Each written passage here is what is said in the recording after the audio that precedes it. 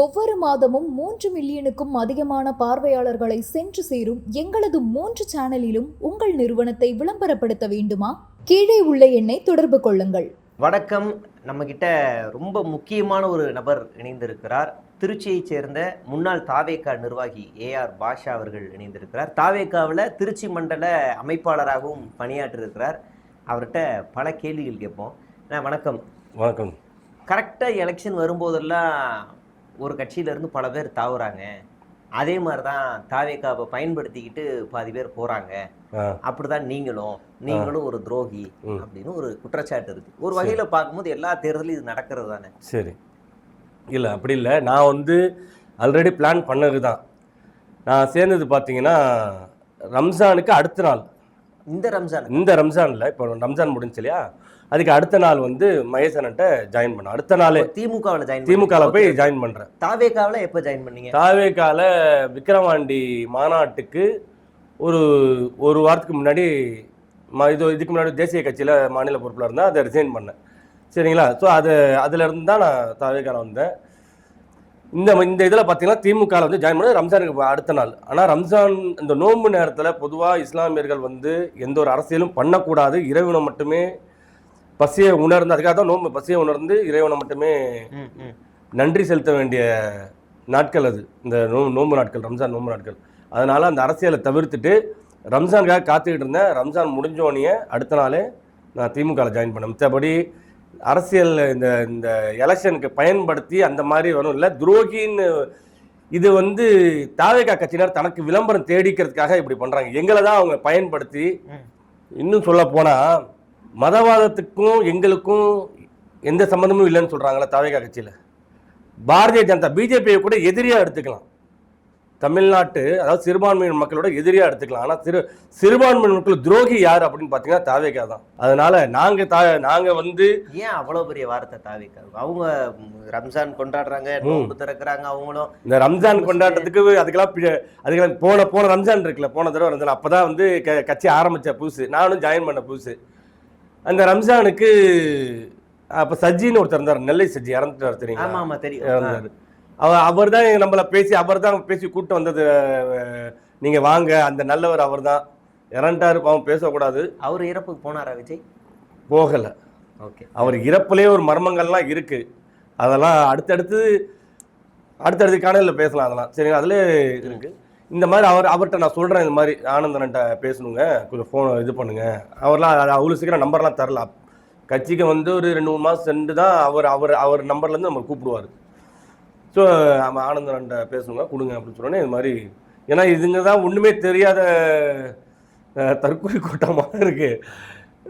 இது மாதிரி நோன்பு நேரத்தில், ரம்ஜான் நேரத்தில் நோன்பு இஃப்தார் அந்த நிகழ்ச்சிங்கிறது கண்டிப்பாக பண்ணணும். சிறுபான்மையின் அதுவும் இஸ்லாமிய மக்கள்கிட்ட பெரிய வரவேற்பு இருக்கும். அதுவும் என்னோட தொகுதி, இஸ்லாமிய தொகுதி. அது இங்கே நம்ம பண்ணணும். நான் மாநில அளவு நான் பண்ணுறேன் அப்படின்னு சொல்லி ஒரு ஆப்ஷன் வச்சேன். நான் பண்ணுறேன், இப்போ தலைவரை வர சொல்லுங்கள். சரி, நான் பேசிட்டு சொல்கிறேன். தலைவர் இல்லைனா பொதுச்செயலாளர் வருவார். அவங்களாம் பொதுச்செயலாளர், ஆனால் இந்த புஷியன் டீம் அவங்களாம் பொதுச்செயலாளரை கூட நம்ம வர சொல்லணும் சொல்லி பேச்சுவார்த்தை இப்படி இருக்குது. சரின்னு சொல்லிட்டு நான் பேசுகிறேன், நீங்கள் நல்ல ஐடியா கொடுத்துருக்கீங்க, சூப்பர், நான் யார்கிட்ட பேசுகிறேன்னு சொல்லிட்டு ஆனந்தன்ட்ட எல்லாம் பேச்சுவார்த்தைலாம் பண்ணி இப்படியே சஸ்பென்ஸாகவே இருக்குது. திடீர்னு தான் அப்போ திரும்ப அறிவிப்பெல்லாம் வருது.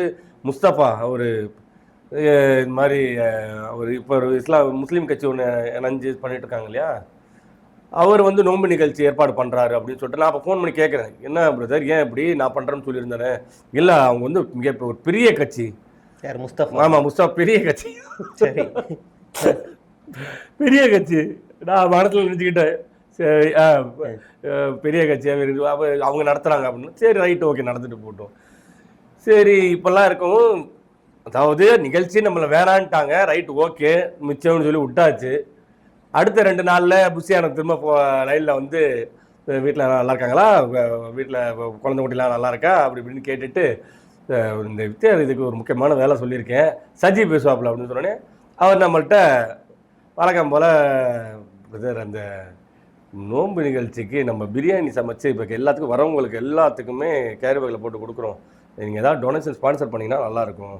நான் சொன்னேன், ஏன் பிரதர் நானே பண்ணுறேன், அது நான் பண்ணால் அது வேறு மாதிரி இருக்கும். என் இதில் யார் ஒருத்தன் பண்ணுறதுக்கு நம்ம இல்லை அப்படி தானே, நம்ம ஆட்கள் தானே, எல்லாம் வர்றதெல்லாம் நம்ம மக்கள் தானே இது பண்ண போகிறாங்க, அது உங்களுக்கு பெரிய நன்மை இல்லையா அப்படின்னாரு. அப்படியே ரைட்டு ஓகே சரி போ அப்படின்னு சொல்லிட்டு ஒரு பெருந்தொகையை நம்ம எவ்வளோ இருக்கும் அது? அவங்க கேட்டது அதுக்கு முன்னாடியே நிறையா தொகையெல்லாம் கொடுத்துருக்கேன், நான் வேறு வேறு காரணத்தில் சொல்லியிருக்கேன். ஸோ அதுக்கு முன்னாடியே நிறையா தொகையெல்லாம் கொடுத்துருக்கோம். இதில் 5 லட்ச ரூபா கேட்டாங்க. இப்போ ஏற்கனவே நிறையா லட்சம்லாம் கொடுத்தாச்சு. அதுக்கே எதுவுமே வந்து கட்சி பேரில் வாங்க மாட்டாங்க தெரியுங்களா, எதுவுமே தமிழக வெற்றி கழகம் இந்த செலாம் அது இதெல்லாம் வராது இல்லை, அந்த பேரில் பணம் வாங்க மாட்டாங்க. ஒரு தனி நபருடைய அக்கௌண்ட்டில், அதுவும் ஒன்று இறந்து போனவங்களாம் இருப்பாங்க. பாண்டிச்சேரி சரவணன் ஒருத்தர் இறந்தார் இல்லையா, ஆமாம், அவர் அக்கௌண்ட்லலாம் பணம் வாங்கியிருக்காங்க. அவர் இறந்துட்டாரு, அதை எப்படி வாங்குறாங்க?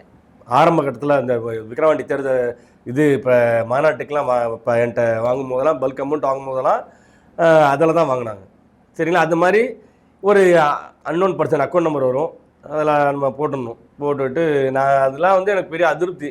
இன்னும் ஒரு இதே இல்லாமல் இருக்குது வரமுறை. அப்போல்லாம் நான் என்ன நினச்சேன், இவங்க தான் வந்து தவறாக பயன்படுத்துகிறாங்க, தலைவருக்கு எதுவும் நாலேஜ் இல்லை போலக்கு அப்படின்னு. அது கடைசியில் தலைவரே தற்கொலையாக இருப்பார்னு இப்போ சமீபத்தில் தான் அதெல்லாம் எப்போ அந்த கரூர் சம்பவத்துக்கு அப்புறம்லாம் அதெல்லாம் எனக்கு பெரிய ஏன் இந்த மாதிரி ஒரு கேவலமான ஒரு கட்சியில் போய் நம்ம சேர்ந்துட்டோமேன்னு சொல்லிட்டு அவ்வளோ வருத்தப்பட்டேன் நான். சரி, வெளியில் வர்றதுக்கு ஏதாவது ஒரு காரணம் இருக்கும்ல, முக்கியமான ஒரு சண்டை? நிறைய காரணங்கள் இருக்கு.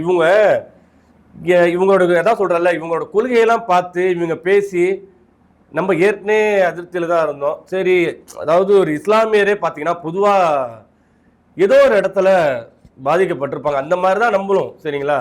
ஸோ நமக்கு அவங்க கூப்பிட்டு பேசும்போது ஒரு வாய்ப்பு, சட்டமன்றத்துக்கான வாய்ப்பு, நீங்கள் நல்லா ஆக்டிவாக இருக்கீங்க, நீங்கள் இங்கே வாங்க அப்படின்னு சொல்லி நம்மளுக்கு கொடுத்த மரியாதை, அதெல்லாம் பார்த்து இங்கே வந்தோம். ஆனால் வந்து பார்த்தா இங்கே கொள்கைகள் எல்லாமே வந்து அப்போ கொள்கைக்கு இவங்களுக்கு சம்மந்தமே கிடையாது. கவின் ஆணவ படுகொலைக்கு ஏதாவது ஒரு வாயை திறந்து ஒன்று பேசியிருப்பாரா? ஏன் பேசலை?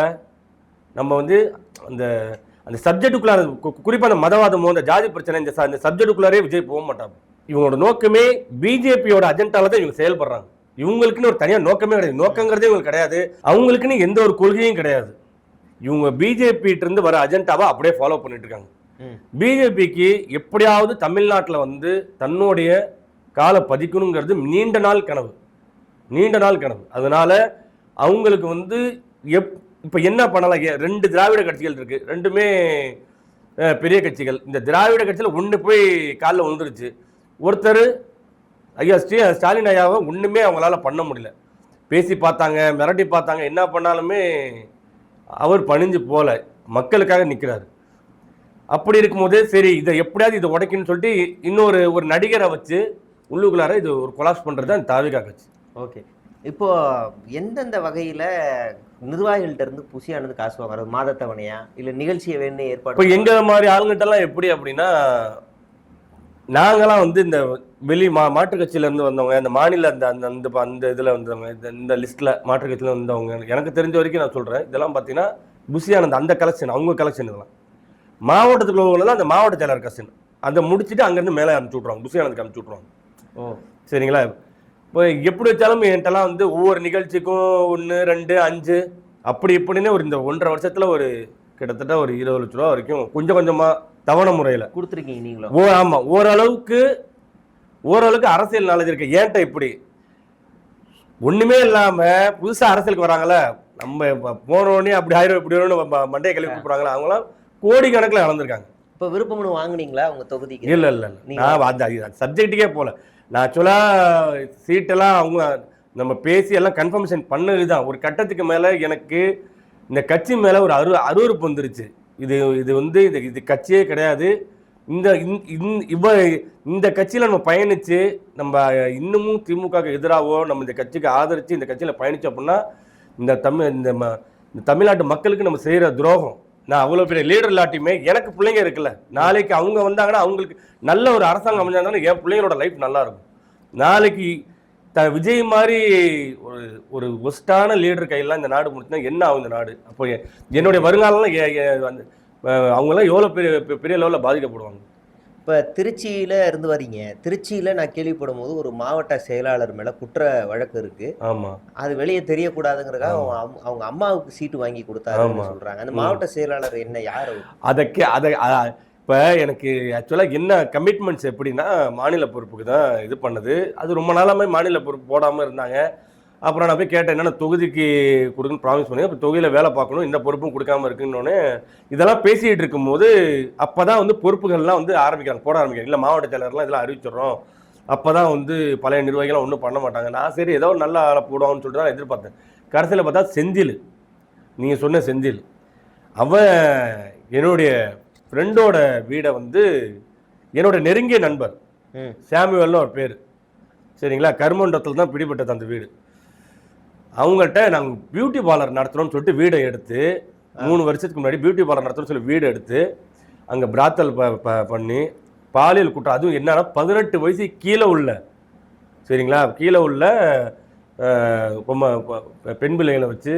யார்? தாவிக மாவட்ட செயலாளர். ஓ, அவங்க அம்மாவுக்கு, அதாவது இவருக்கு பொறுப்பு மட்டும் தான் கிடையாது. அவங்க அம்மா வந்து, அதுவும் பார்த்தீங்கன்னா அவங்க அம்மாவுக்கு 62 வயசு ஆகுது. ஆனால் ஃபோட்டோவில் பார்த்தீங்கன்னா அதை தான் பேசிட்டு இருந்தாங்க, பெண்களுக்கு முன்னுரிமை கொடுக்குறோம், 35 வயசில் உள்ள ஃபோட்டோ மாதிரி கொடுப்பாங்க. இப்போ அவங்க அவங்களால நடக்க கூட முடியாது, அவங்க வெளியே வரமாட்டாங்க. ஓ, ஸோ இவன் தான் இந்த செந்திலுங்கிறவன் தான் எல்லாமே பண்ணுறது, இந்த கலெக்ஷன் பண்ணுறது, சப்ளை பண்ணுறது எல்லாம் ஆளினால். இந்த திருச்சி சரி, அவருக்கு ரொம்ப வளர்ப்பு மகன்வான் முஸ்லீம். இதை நான் ஒரு நாள் கேட்டேன், இந்த பொறுப்பு அறிவிச்சனே கேட்டேன், ஏன்னா வேறு ஆளே கிடைக்கலண்ணே, என்னென்னா நம்ம கட்சியோட கொள்கைகளுக்கும் நீங்கள் அறிவிச்சிருக்க மாவட்ட செயலாளருக்கும் இவங்க கையில் ஒரு பொறுப்பு கொடுத்தா என்னென்னா அது மக்கள்கிட்ட நம்ம எப்படி நம்ம போய் பேச பண்ண முடியும்? ஏன்னா அது வேற யாருமே கிடைக்கல. என்கிட்ட சொல்லியிருந்தா கூட நான் எடுத்து பார்த்துருப்பேன் மாவட்ட செயலாளர் அப்படின்னு சொல்லிட்டு நான் கேட்டேன். நம்ம நல்ல இடத்துல தான் கேட்டோம், நம்ம பெரிய பெரிய பொறுப்புலாம் இருந்து வந்தாலும் அதனால நல்ல இடத்துல தான் கேட்டோம். அவர் அதுக்கு என்ன பதில் சொல்கிறாருன்னா, பாய் நீங்கள் வந்து மாவட்டத்திலாம் இருக்க வேண்டிய ஆளே இல்லை, நீங்கள் மாநில இடத்துல உங்களுக்கு நாங்கள் அங்கே நாங்கள் ரெடி பண்ணி வச்சுருக்கோம், நீங்கள் அங்கே வரணும், வந்து உங்களுடைய இதெல்லாம் இங்கே எங்களுக்கு தேவை இருக்குது. அப்போ தெரியல, சரிங்களா, நம்மளை வச்சு மொட்டையடிக்க அப்படின்னு, இது மாதிரி தேவை இருக்குது, நீங்கள் அங்கே வரணும், நீங்கள் மாவட்டத்தில் அதெல்லாம் அவங்க விடுங்க, சின்ன பசங்க என்னவோ பண்ணிட்டு போகிறாங்க அப்படின்னு சொல்லிட்டு இப்படி இது பண்ணி விட்டாங்க. எனக்கு அதெல்லாம் வந்து பெரிய அதிருப்தி. எனக்கு எப்படி நம்ம 4 பேர் காரி துப்பாத வர வைக்கிறாங்க. எனக்கு என்னோட சொந்தக்காரங்க இருக்கிறாங்க, போய் பிராத்தல் பண்ணவனா போய் அவங்களாம் அவன் கட்சியில் மாவட்ட செயலாளர் அப்படின்னு. மாவட்ட செயலாளர்ன்றது உயரிய ஒரு பொறுப்பு. அது காவல்துறைக்கு தெரியுமா? வழக்கு எதுவும் போட்டிருக்காங்களா? அவன் அதுதான் தெரியல. அவர் ரொம்ப ஸ்மார்ட்டாக என்ன பண்ணிட்டாங்கன்னா, அவங்க அம்மாவுக்கு வந்து பேனர் கொடுத்துட்டு, மாவட்ட செயலாளர் பேனர் கொடுத்துட்டு ஃபுல்லாக இவன் தான் இருப்பான், ஃபோட்டோவும் பேனர் எல்லாத்துலேயும் வரும். ஆனால் மாவட்ட செயலாளர்னு மட்டும் போட்டுக்க மாட்டான். ஃபேஸ்புக்கிலலாம் பார்த்தா மாவட்ட செயலாளர் தான் வரும், ஃபேஸ்புக்கு இன்ஸ்டாகிராம் இதெல்லாம் வரும். காவல்துறைக்கெல்லாம் தெரியும், தெரியாமலாம் இல்லை. பட் ஒரு கட்சியோட மாவட்ட செயலாளருங்கிறப்ப அது என்ன செய்ய முடியும்? கேஸ் நடந்துகிட்டு இருக்கு, கண்டிப்பாக தண்டனை ஆகும்.